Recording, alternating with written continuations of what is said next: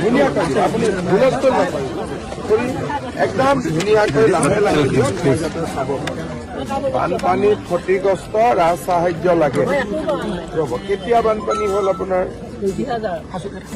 2000 চনৰ আপুনি এতিয়াহে কৈছে 2000 চনত 2000 চন আই নাপে ইণ্ডিভিজুৱেল বেনিফিট দিব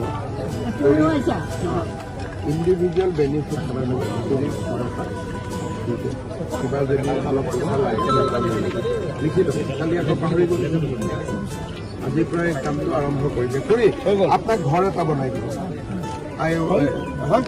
কালি পৰহিৰ পৰাই ঘৰটো ষ্টাৰ্ট কৰিলে 2000 চনৰ কথা মনত পেলাই